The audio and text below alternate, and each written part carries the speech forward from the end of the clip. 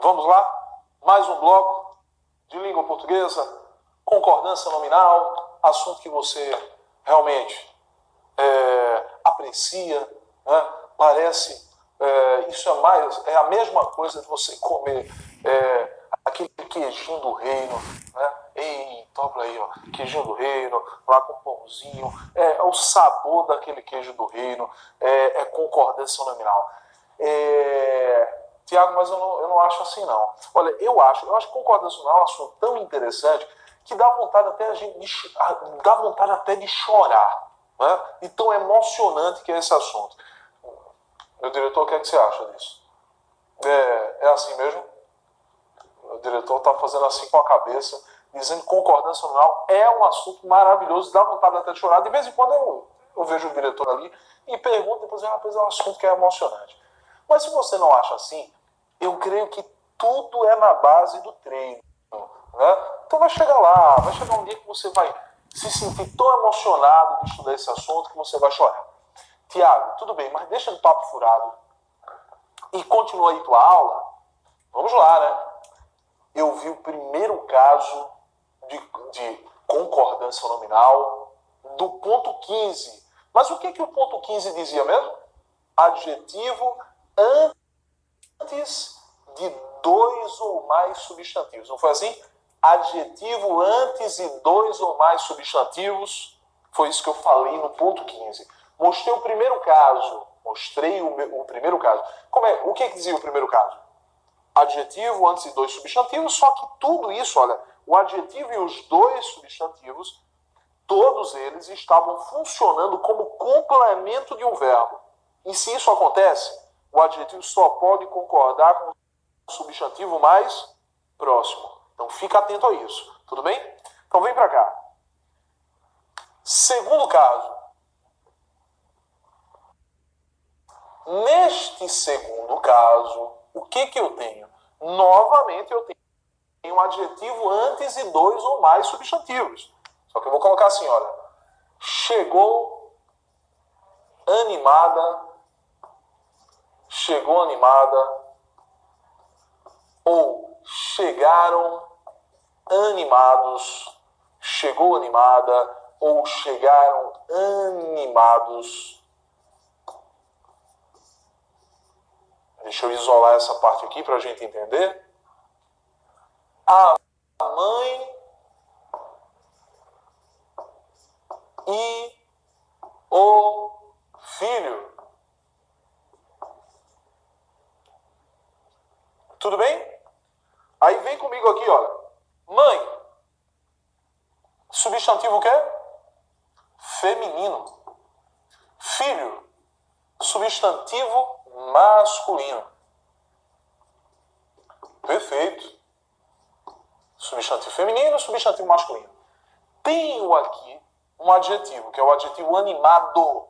E aí a gente vai ver como é que esse adjetivo animado flexionou, né? Só que, veja, a história é a mesma. Novamente, eu tenho um adjetivo, deixa eu colocar aqui, ó. Adjetivo. Certo? Um adjetivo que apareceu antes de dois substantivos. Da mesma forma que na frase que eu tinha colocado no primeiro caso. A frase que eu coloquei no primeiro caso, qual foi? Ele tem boa memória e raciocínio. Boa, adjetivo. Memória e raciocínio são substantivos. Só que naquela ocasião, boa memória e raciocínio funcionavam como objeto direto do verbo ter, complemento do verbo ter. E aí, nesse caso, o adjetivo só poderia concordar com o substantivo mais próximo. Mas me diz uma coisa, a mãe e o filho funcionam como complemento do verbo chegar? Complemento desse verbo chegar? Não. Funcionam como o quê? Já pensou aí? Funcionam como sujeito composto. Sujeito composto. Olha, se eu fizer a pergunta ao verbo, quem chegou animado? Minha resposta, a mãe e o filho.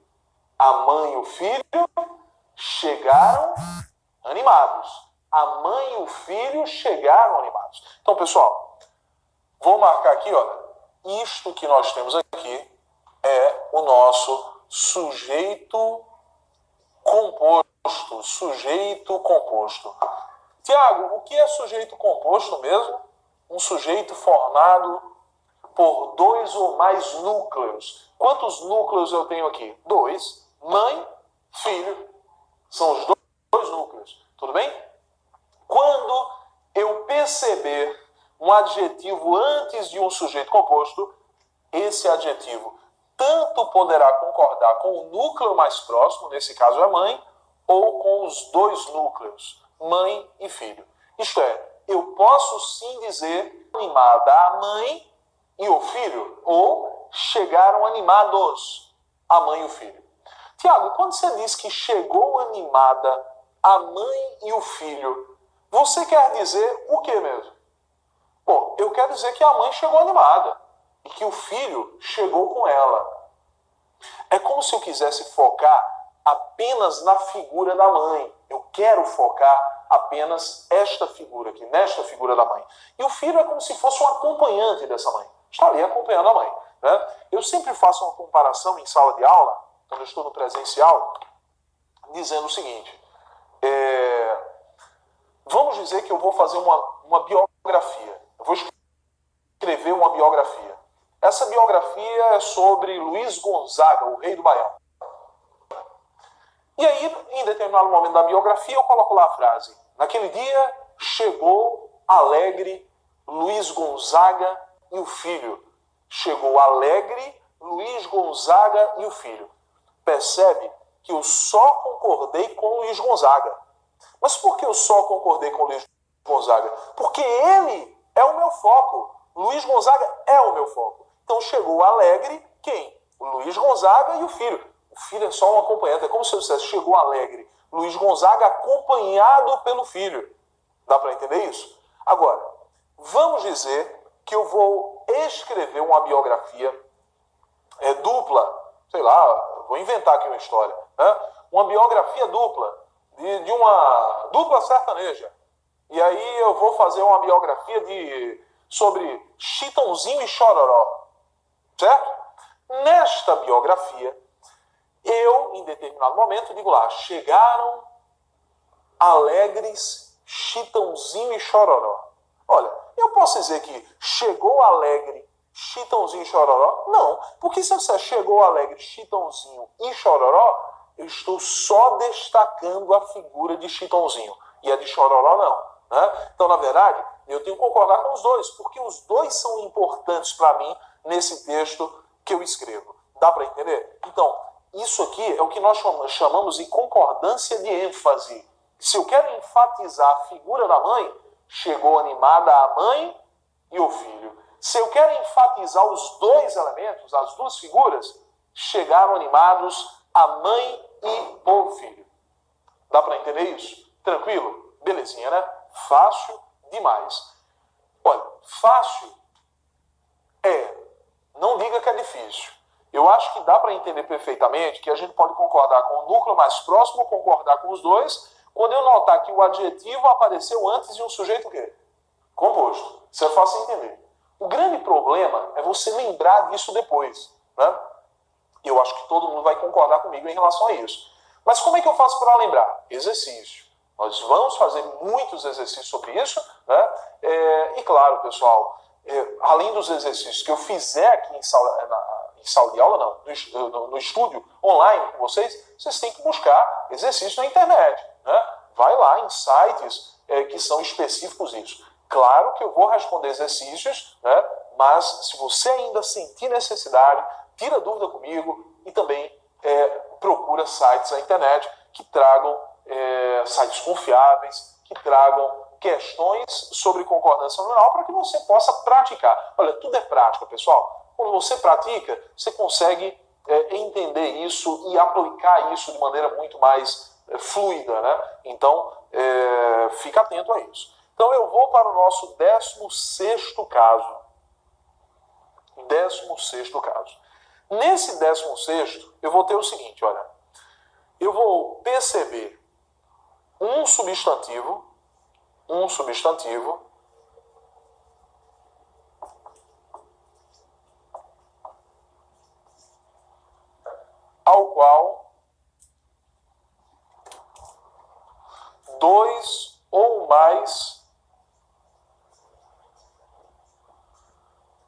adjetivos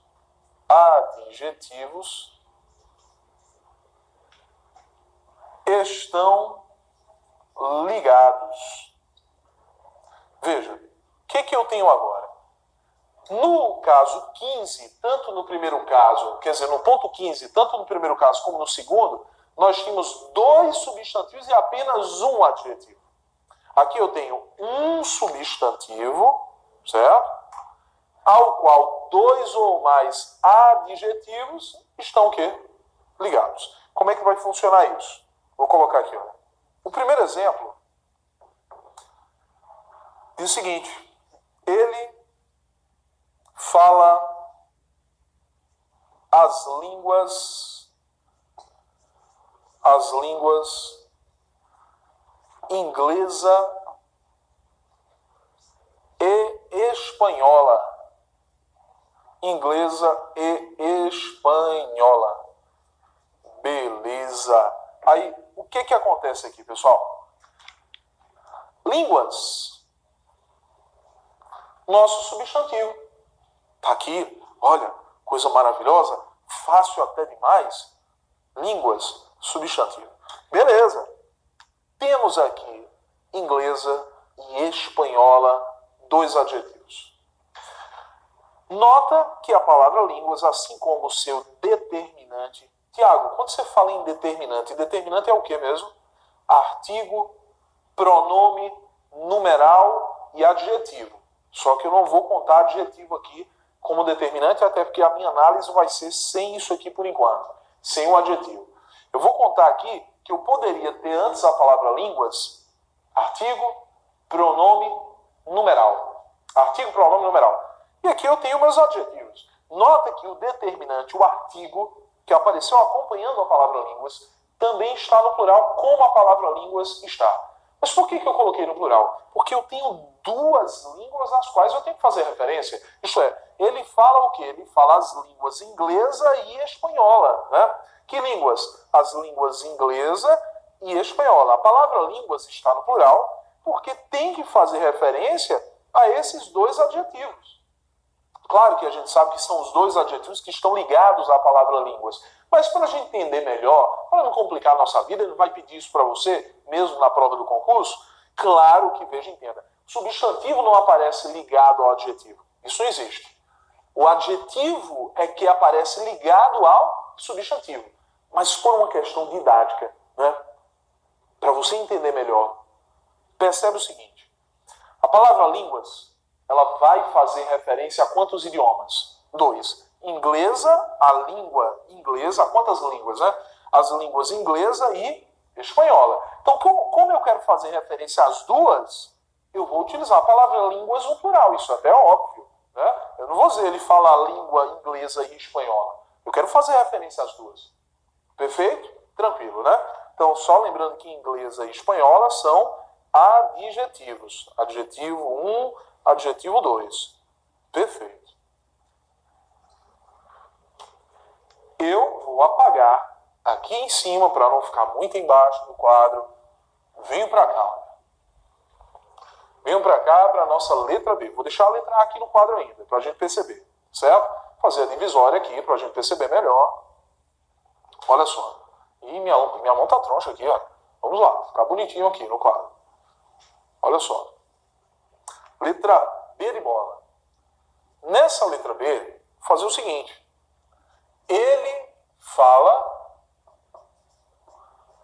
Dessa vez eu não vou colocar a palavra língua nem o seu determinante no plural. Vou deixar no singular. Ele fala a língua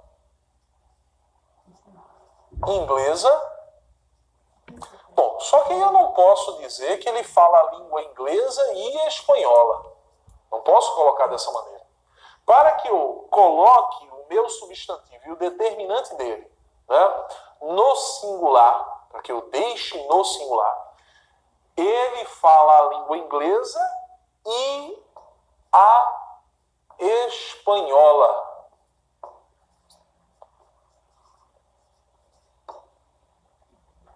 Espanhola, segundo adjetivo aqui, né? Então eu tenho 2 adjetivos.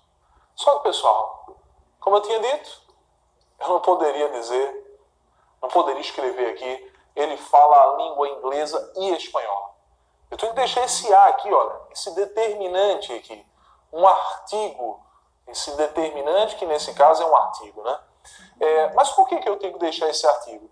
Para que eu entenda que entre ele e o adjetivo espanhola existe uma palavra implícita, uma palavra oculta.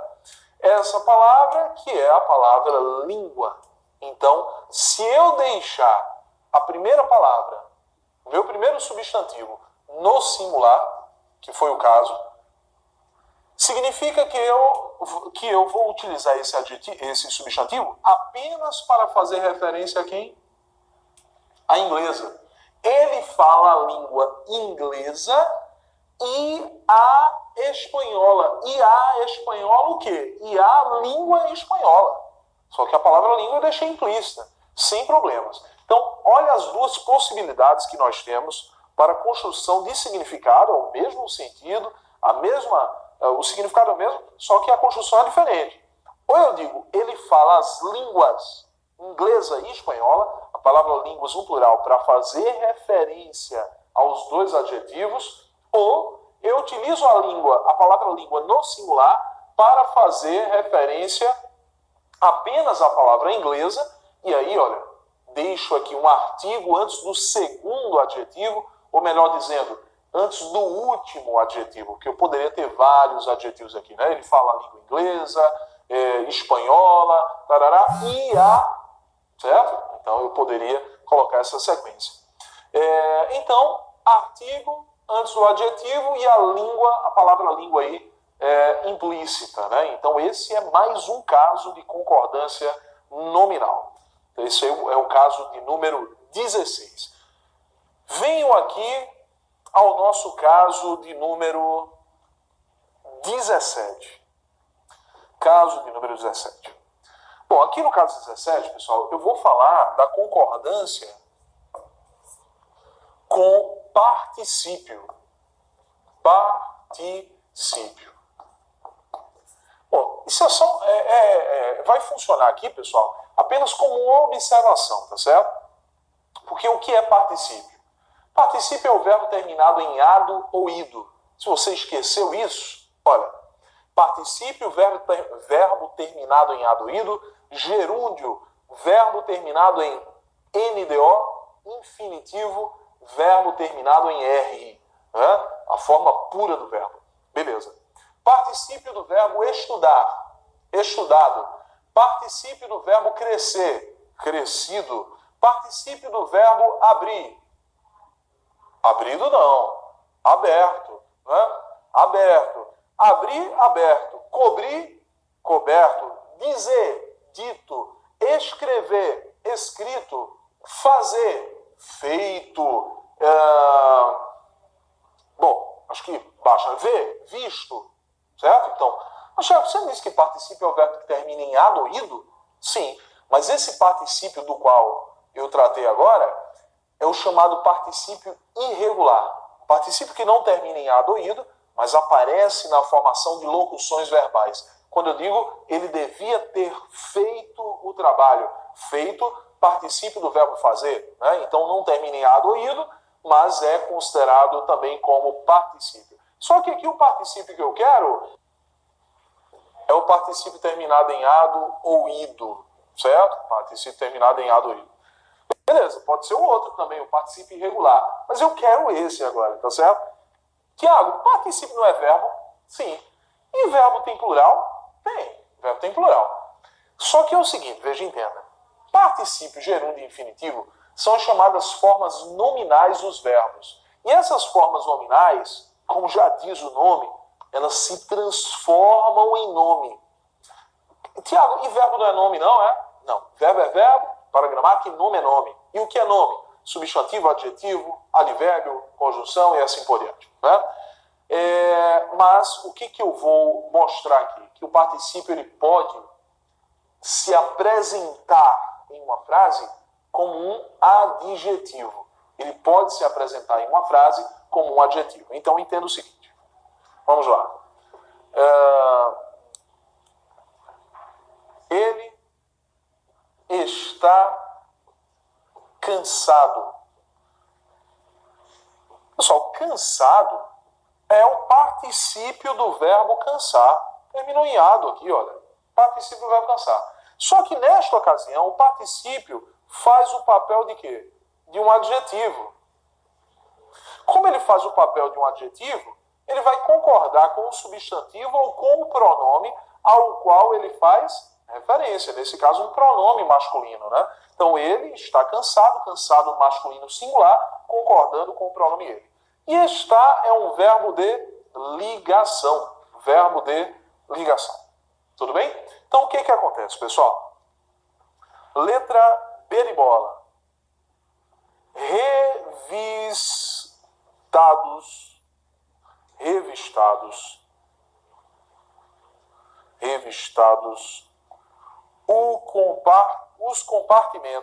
Os compartimentos do avião.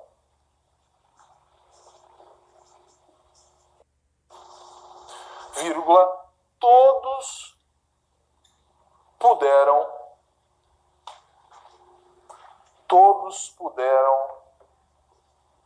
embarcar.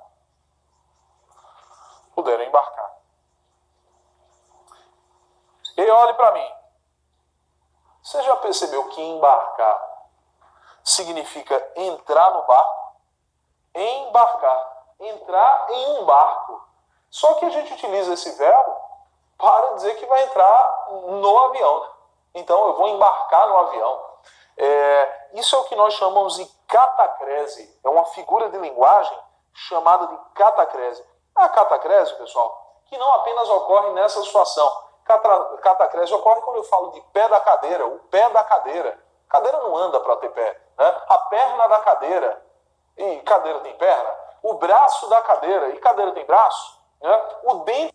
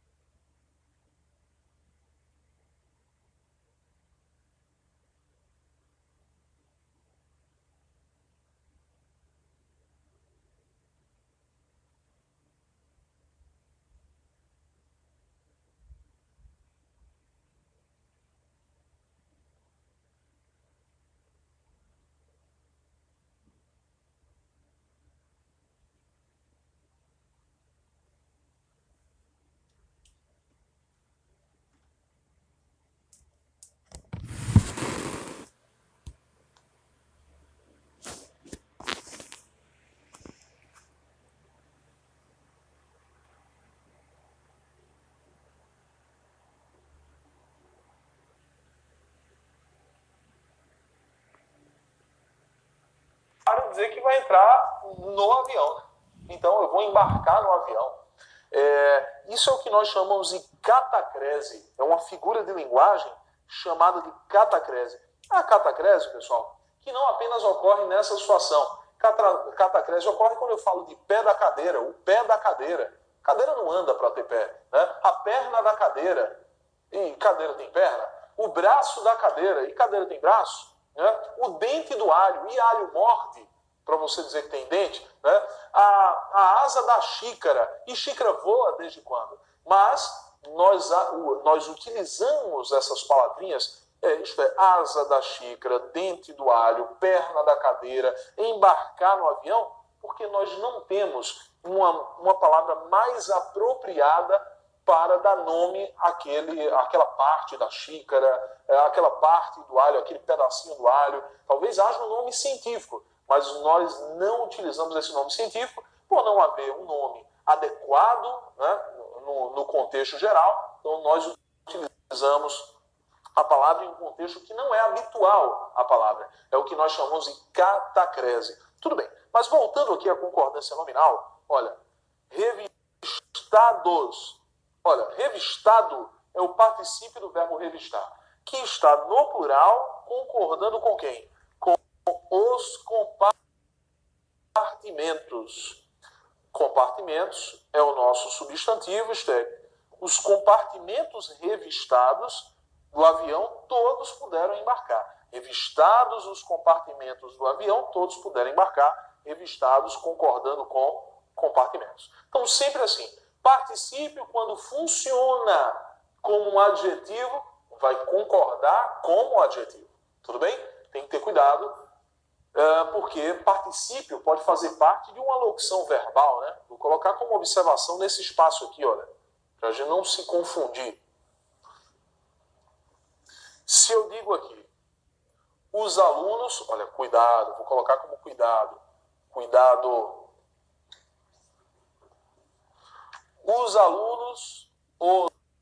os alunos haviam chegado. Os alunos haviam chegado. Pessoal, eu tenho um particípio aqui. Particípio do verbo chegar. Mas eu coloquei os alunos haviam chegados, concordando com alunos? Não. Porque, na verdade, o que eu tenho é uma locução o quê? Verbal. Mais precisamente um tempo composto, né? Tempo composto, lembrando que, Tiago, como é que eu reconheço o tempo composto? O tempo composto é formado pelo verbo haver ou o verbo ter, como verbos auxiliares. Tiago, o que é um verbo auxiliar?